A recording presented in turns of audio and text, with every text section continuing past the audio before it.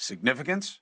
Let's bring in defense attorney Mark Geragos and former New York City prosecutor Paul Callan. Gentlemen, thank you both. Mr. Callan, representing the prosecution side of the equation here, how troubling is it to have Cohen's attorney say what he said?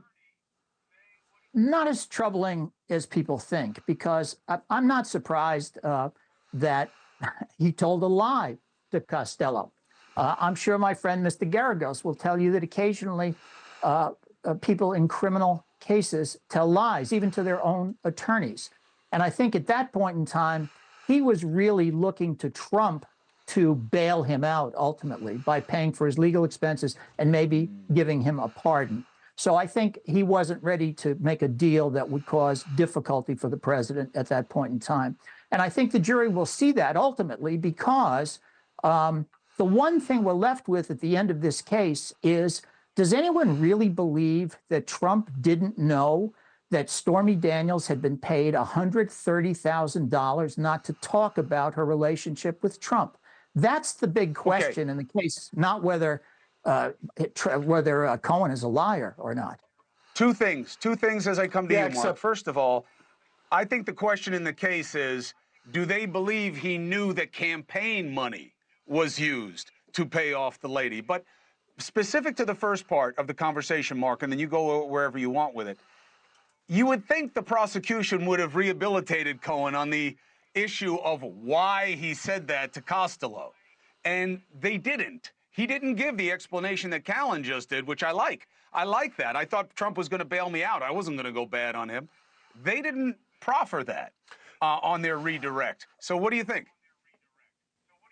Well, I think that they're smart prosecutors, and they realize that if they don't have this jury by now, no amount of so-called rehabilitation is going to work. Because I will tell you, that wasn't the only thing that they didn't rehabilitate him on. You'll remember last week when the three of us were talking about this, I said the only downside to ending on that note from last week is that it gave the prosecutors the entire weekend to reprogram or as I normally say, as prosecutors do. They didn't really do that today, number one. Number two, it really doesn't matter if Trump knew he was paying the 130 grand.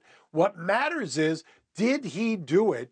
Presumably, if they get the right jury instruction, did he do it because he was, trying to interfere with the election? He could have spent it. He could have put in the memo, pay off Stormy. I know it was Stormy, or Stormy, this is a full release. Doesn't matter unless he has to know about the campaign. Step.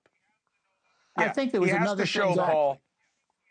There was another thing to show that it was going through the campaign. But Paul, answer your own question about the rehabilitating part. That's a great answer that you gave me there about why Cohen wouldn't have said anything to Costello about Trump. But why didn't they bring it up? You would have. I would have, and I think they didn't because of all the crazy stuff that was going on in court. Remember, when Costello took the stand, he was disrespectful to the judge, saying weird things like strike the testimony, his own testimony. Only the judge gets to do that. And the judge became so angry, he ended up clearing the courtroom. And I think that just set a tone in that courtroom that it's time to wrap this thing up. And I think that's the reason maybe that they didn't do as thorough a job of rehabilitating him as they could. And secondly, they also know that, listen, they're looking at a guy who's a liar, and people know he lies frequently. Sammy Gravano killed 19 people. Whitey Bulger, 19 people. Nikki Barnes, 8 people. You know what? All 3 of them were credible witnesses when they testified before juries in New York. Paul,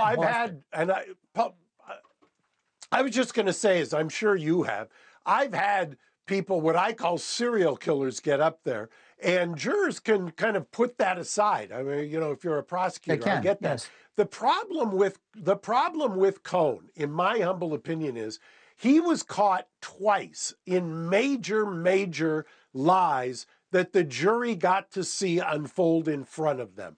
That, to me, I've never had a case where when that happened, that I didn't at least hang that jury from a defense standpoint. Hey, thank you for watching. Please go to newsnationnow.com, newsnationnow.com, and you can find News Nation on your television provider. And don't forget to click the red subscribe button down below. Then you will get more of News Nation's fact-driven coverage.